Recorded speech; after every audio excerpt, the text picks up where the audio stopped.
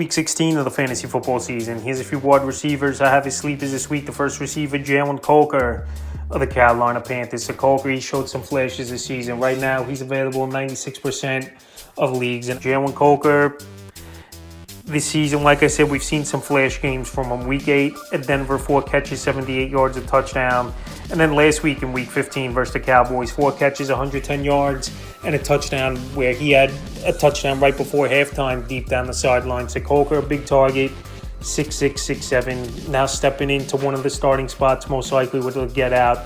And Adam Thielen, the only viable wide receiver in this lineup for this Carolina Panther team. And he's a matchup problem. Like I said, with his height and his speed and playmaking ability, I think Coker down the line could be a good part of this Panther offense in the next couple seasons. So this week in a matchup where they're most likely going to be trailing early and often versus the Arizona Cardinals, I think Coker could be a decent sleeper option this week. The next receiver, Tim Patrick of the Detroit Lions. So Tim Patrick, he's had some good ball games over the last few weeks, and he's finally getting healthy after he had two Achilles tears over the last few seasons. So Patrick, a good number 3 wide receiver for this Detroit Lion team. And this is a team that's going to spread the football out, high-powered offense, maybe the best offense in all pro football. Week 14 versus Green Bay, 6 catches, 43 yards, 2 touchdowns.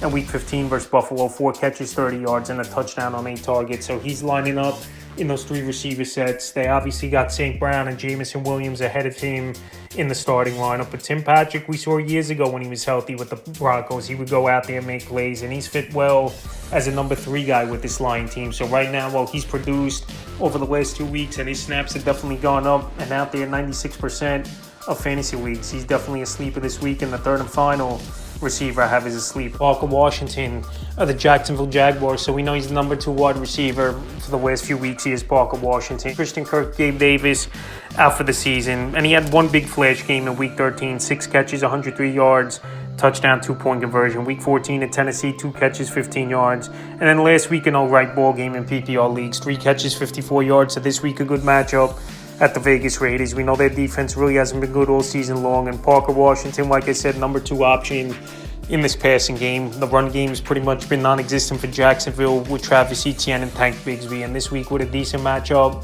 maybe Washington could surprise number 3 option in the offense and be a sleeper option for fantasy owners. And he's available right now 98% of fantasy leagues. And the other thing as well, he worked a lot this season in training camp and obviously during practices with the second team with Mac Jones, so the rapport is there as well. That's a few wide receivers I have as sleepers for Week 16 of the fantasy football season.